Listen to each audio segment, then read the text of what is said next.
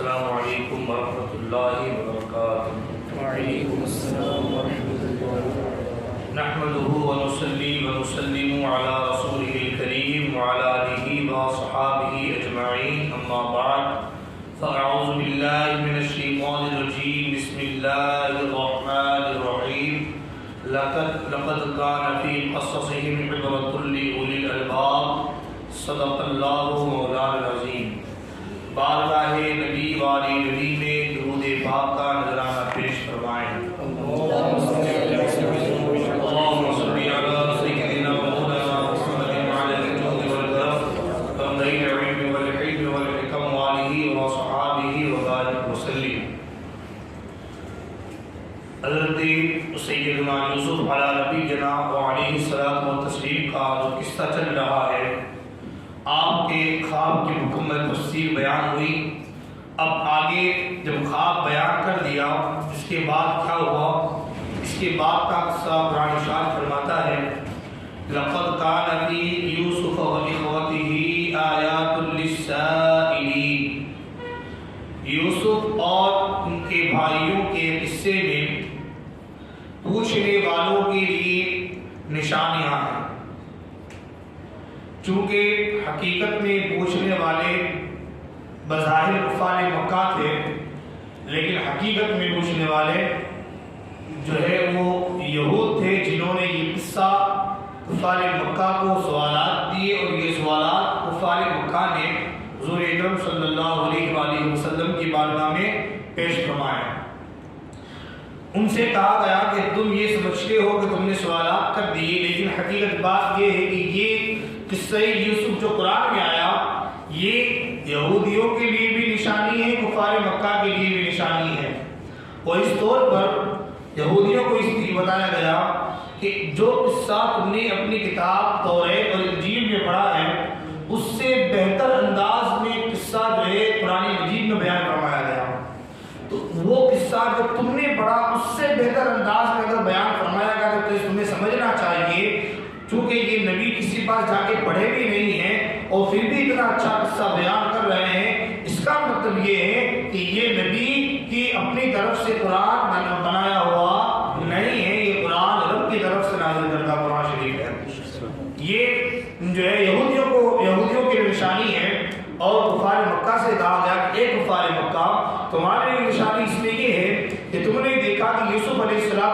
کو بظاہر تھوڑی تکلیف ہوئی، پریشانیاں اٹھانی پڑی، لیکن ایک وقت وہ آیا کہ اللہ نے کمالات اور اللہ نے حضرت یوسف کو درجے عطا فرمائے، اور پھر بھائیوں کو معافی مانگنی پڑی۔ اے کفار مکہ، تم بھی آج بظاہر نبی کو تکلیف دے رہے ہو، لیکن ایک زمانہ وہ بھی آئے گا کہ جس زمانے کے اندر اللہ نبی کو وہ عزتیں دے گا، وہ کامیابی عطا فرمائے گا، وہ فتح عطا فرمائے گا، جس فتح کو دیکھنے کے بعد تمہیں بھی حضور کو معافی مانگنی پڑے گی۔ اس لیے اگر ابھی سے معافی مانگ کر کے ان کے دامن سے وابستہ ہو جاؤ، دونوں جہاں میں سرخرو اور کامیاب ہو جاؤ گے، اور اگر دونوں جہاں میں سرخرو اور کامیابی نہیں چاہتے تو پھر نبی کے دامن سے تم الگ ہو جاؤ گے، اور دامن مصطفیٰ سے چھوٹو گے تو پھر نہ یہاں کے رہو گے اور نہ وہاں کے رہو گے۔ اس لیے فرمایا گیا کہ تمہارے لیے بھی نشانی ہے اور یہودیوں کے لیے بھی نشانی ہے۔ اب آگے قصہ ارشاد ہو رہا ہے کہ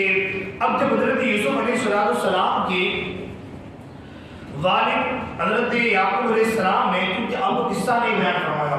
آپ کو جو ہے وہ سمجھایا نہیں کہ اس کی خواب کی تعبیر کیا ہے، آپ کو صرف اتنا بتا دیا کہ خواب اچھا ہے اور اللہ آپ کو درجہ عطا فرمائے گا، آپ کو سمجھا کر کے بات ختم کر دی۔ آپ نے اس کے اندر تعبیریں نہیں کی کہ یہ ہوگا، یہ ہوگا، فلاں ہوگا، اس سے کوئی بات نہیں کی۔ اس سے ایک بات ہمیں پتہ چلی، آدمی کو اپنے کام سے کام رکھنا چاہیے، زیادہ ادھر ادھر کی باتیں نہیں کرنی چاہیے کہ جس کی وجہ سے بے جا تعلیمیں کرنی پڑے، جس کی وجہ سے بیکار کی باتیں فضول گوئی ہوتی رہے۔ کام سے کام رکھنا چاہیے، بلا وجہ کسی کی باتوں میں پڑنا، بلا وجہ کسی کی غیبتیں کرنا، بلا وجہ کسی کی چغلیاں کرنا، بلا وجہ کسی کی تاک جھاک کرنا، اس سے سوائے نقصان کے اور کچھ ہونا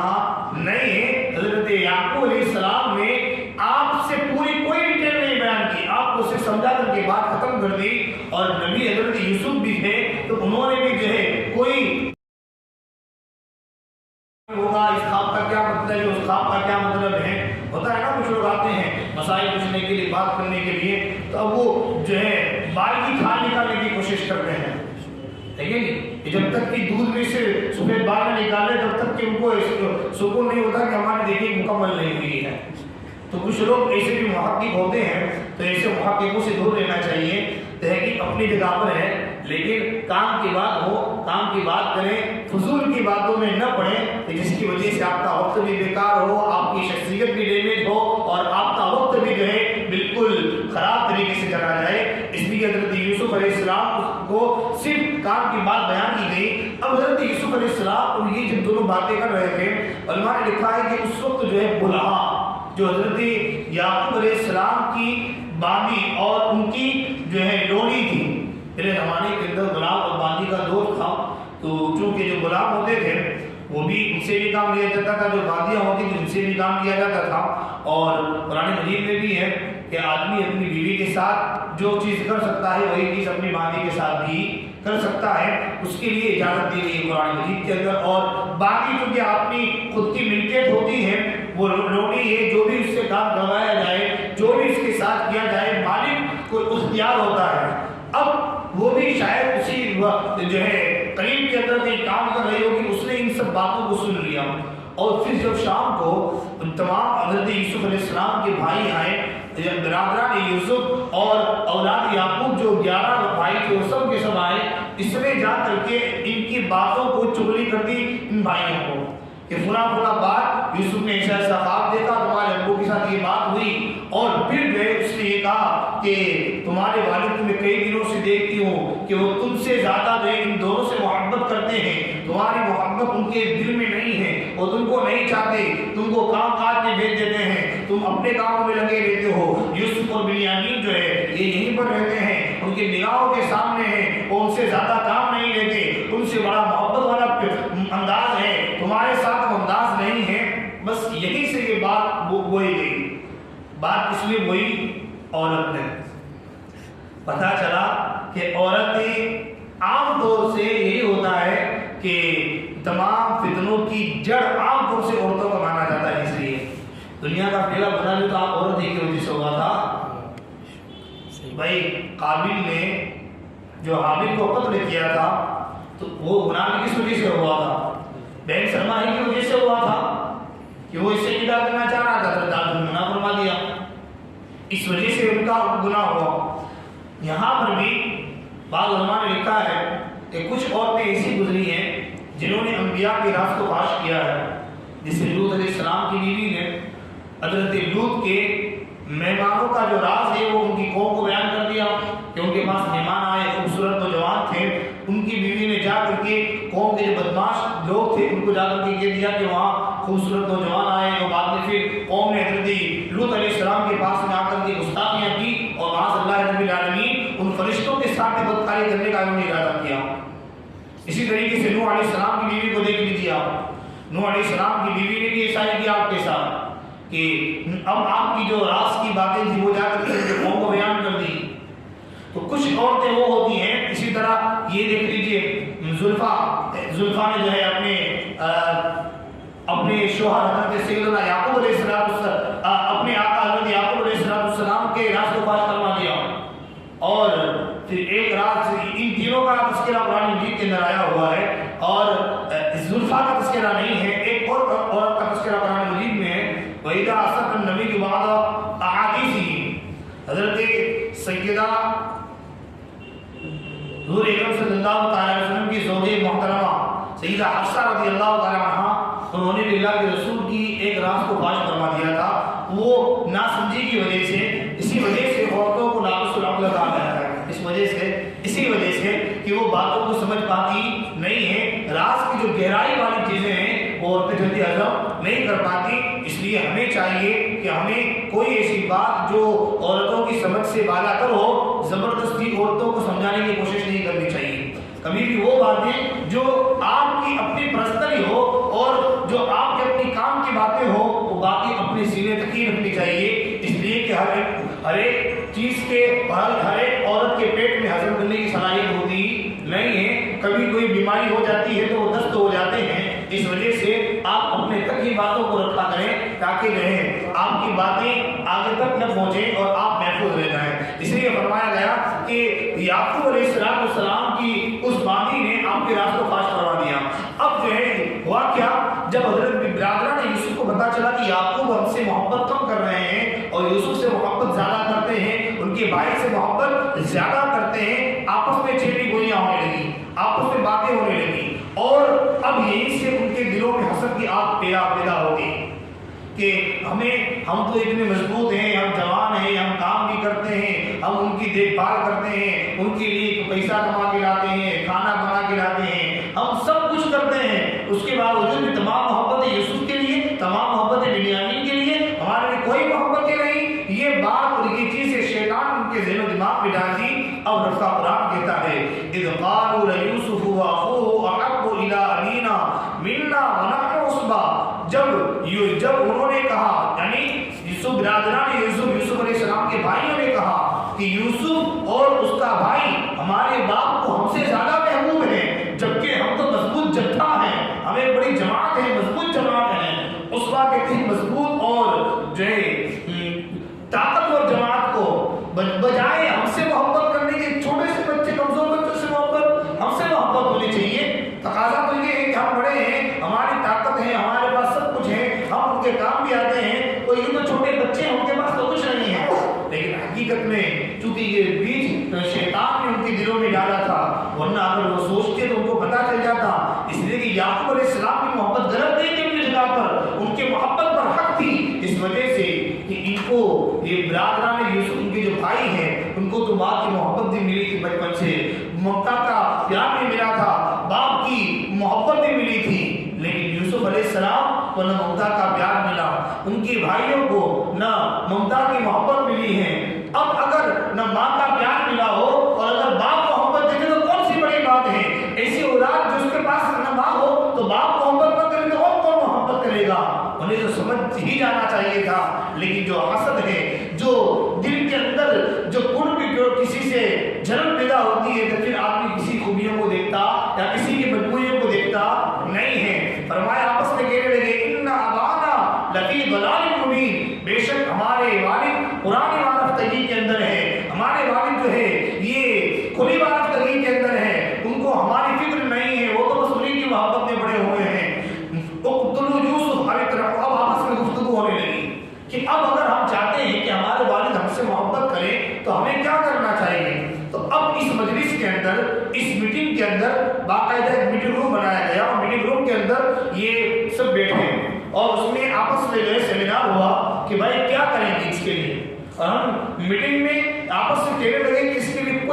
کوئی ایسا راستہ نکالو کہ ہمارے والد ہم سے محبت زیادہ کریں اور ان سے محبت کم کریں. اب کیا ہوا، اب آپس میں گفتگو ہونے لگی تمام برادران یوسف علیہ السلام کے بھائیوں کی گفتگو یہ تھی.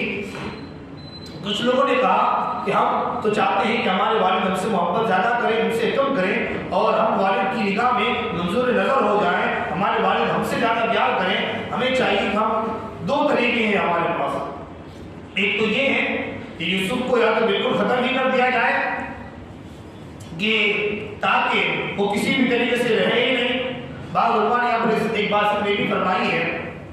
کہ اس وقت جو ہے شیطان بھی ایک بزرگ کی شکل میں وہاں نمودار ہوا تھا، اور اس نے جو ہے اس خبیث نے آ کر کے کہا تھا کہ اگر تم اجازت دو تو میں بھی تمہاری میٹنگ میں شریک ہونا چاہتا ہوں. جس طرح وہ دارالندوا کے اندر نبی کریم صلی اللہ علیہ وسلم کو جو کفار مکہ نے مارنے کا اعلان کیا تھا اور حضور کو شہید کرنے کا جو پلاننگ بنائی تھی، اس میں شیطان شریک ہوا تھا اور اس نے کہا تھا انی شیخ من نجد،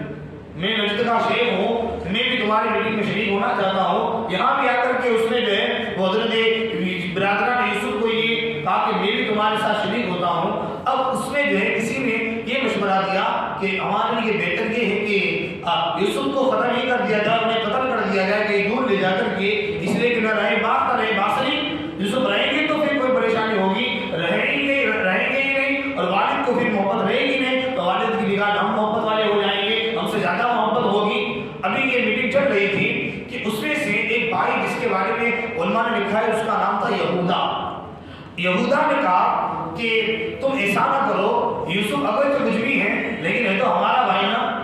یوسف کچھ بھی ہے لیکن ہمارے والد کا تو بیٹا ہے، اور دوسری بات یہ ہے کہ یوسف نے ہمارے ساتھ تو کچھ کیا نہیں ہے، وہ تو بیچارہ چھوٹا سا بچہ معصوم ہے، اس کے ساتھ تو کچھ بھی، اس نے ہمارے ساتھ کوئی برائی نہیں کی ہے، ہمارے ساتھ کوئی گناہ نہیں کیا ہے، بس معاملہ ہمارے والد کی محبت کا ہے تو ہم اس کو قتل کیوں کریں؟ اور ویسے بھی قتل ایک گناہ ہے، ہم اتنے بڑے گناہ کو، ایک بچے کو قتل کر کے، وہ بھی بے گناہ بچے کو جس نے کوئی گناہ نہیں کیا، ایسے بچے کو ہم قتل کر کے، وہ بھی ہم اپنے بھائی کو قتل کر دیں اور قتل کر کے اتنے بڑے گناہ کا بوجھ ہم اپنے سر پر لے لیں، یہ مناسب معلوم نہیں ہوتا۔ انہوں نے کہا کہ ہم جو ہے ہمیں سمجھنا چاہیے، آپس میں یہ بات ہوئی اور سب نے کہا کہ تمہاری بات صحیح ہے، اس لیے کہ قتل ایک گناہ عظیم ہے اور گناہ سے بچنا ہمارے لیے ضروری ہے، اگرچہ وہ گناہ کرنے کے لیے جا رہے تھے، لیکن ایک بات ہمارے لیے یہاں نقطے کی یہ ہے کہ انہوں نے اس گناہ کو گناہ سمجھا، برادران یوسف نے گناہ کو گناہ سمجھا، لیکن ہماری قوم گناہ کو گناہ نہیں، گناہ کو فیشن سمجھتی ہے۔ گناہ کو اگر گناہ سمجھ کر کے آدمی کرے تو پھر ہو سکتا ہے اسے توبہ کی توفیق نصیب ہو جائے، لیکن اگر گناہ کو فیشن سمجھ کے کیا جائے نا تو پھر توبہ کی توفیق نصیب نہیں ہوتی، بلکہ آدمی اور گناہوں میں پڑتا چلا جاتا ہے۔ آپ دیکھیے کہ حضرت برادران یوسف نے جو گناہ کیا، اس گناہ کو گناہ سمجھا، اللہ تبارک و تعالیٰ نے انہیں توبہ کی توفیق بھی نصیب فرمائی اور اللہ تبارک و تعالیٰ نے ولایت کے ساتھ صحابیت کا مقام بھی انہیں عطا فرمایا تھا، اس لیے کہ انہوں نے گناہ کو گناہ سمجھا اور گناہ کی بات میں معافی مانگی انہوں نے۔ اس لیے قرآن کہتا ہے، آپس میں گفتگو ہو رہی تھی، انہوں نے کہا اقتلوا یوسف، یوسف کو قتل کر دو، او اطرحوه ارضا یخل لکم وجہ ابیکم وتکونوا من بعدہ قوما صالحین، اور کہا کہ یا تو یوسف کو کسی دور سرزمین میں چھوڑ کے آ جاؤ، جب ہمارے والد کی نگاہ سے دور ہو جائیں گے تو پھر والد کی تمام محبتیں ہماری طرف آ جائیں گی، ان کا تمام پیار، ان کی تمام محبتیں ہماری طرف ہو جائیں گی، اور تکون من بعدہ قوم صالحین، اور اس کے بعد اگر کوئی معاملہ بھی ہے تو پھر توبہ کر لینا، اس کے بعد نیک بن جانا، ابھی گناہ کر لو بعد میں نیک بن جانا۔ یہیں سے ایک بات ہمیں بھی سمجھنے کو ملتی ہے، وہ یہ ہے برادران یوسف نے بھی یہ کہا کہ ابھی گناہ کر لو بعد میں نیک بن جانا، ہمارا بھی یہی ہوتا ہے، شیطان یہی وسوسہ ڈالتا ہے، ابھی گناہ، ابھی تو مزہ آ رہا ہے نا، ابھی تو جو ہے ابھی تو سٹا کھیل رہے ہیں، پیسہ مل رہا ہے، بہت مزہ آ رہا ہے، ابھی تو جو ہے شراب میں بڑی لذت ہے، بڑی چاشنی ہے، بہت مزہ آ رہا ہے، ابھی تو یہ کام کر رہے ہیں، قیمتیں ہو رہی ہیں، بہت مزہ آ رہا ہے، ابھی کر لو بعد میں دیکھا جائے گا جو ہوگا، ابھی جو کرنا ہے کر لو، پھر پتہ نہیں کہ زندگی رہے کہ نہ رہے، 4 دن کی چاندنی ہے، اس کے بعد پھر وہی اندھیرا ہے، 4 دن کی چاندنی ہے، جوانی دیوانی ہوتی ہے، جو کچھ کرنا ہے ابھی کریں، بعد میں پھر کیا ملے گا؟ یہی تو ہمارے بھی خیالات ہوتے ہیں نا، یہ شیطان کا سب سے بڑا عمل ہے، گناہ کر لے بعد میں پھر توبہ کر لینا۔ بعض علماء نے فرمایا کہ بندہ اگر توبہ کی امید سے گناہ کرتا ہے تو ہو سکتا ہے کہ اللہ اسے توبہ کی توفیق دے بھی دے، لیکن اگر بندہ محض اپنی خواہشات کی بنیاد پر گناہ کرتا ہے، توبہ کی کوئی امید نہیں رکھتا، تو ایسی صورت میں اس کے کفر پر مرنے کا بھی اندیشہ ہے۔ اس لیے فرمایا گیا کہ ہمیں چاہیے ہم گناہ کو اس سے پہلے ہی، اس کے کرنے سے پہلے ہی رک جائیں، تاکہ تمام معاملہ جو ہے وہ آگے ہی نہ بڑھے۔ اس لیے برادران یوسف نے جو بات کی، شیطانی دھوکہ تھا، شیطان دھوکہ دیتا ہے، ابھی کر لے، ابھی تو مزہ آ رہا ہے، ابھی تو تھوڑا ہے، ابھی تو جو ہے تیری جوانی کی عمر ہے، ابھی گرل فرینڈ نہیں بنی تو کب گرل فرینڈ بنائے گا،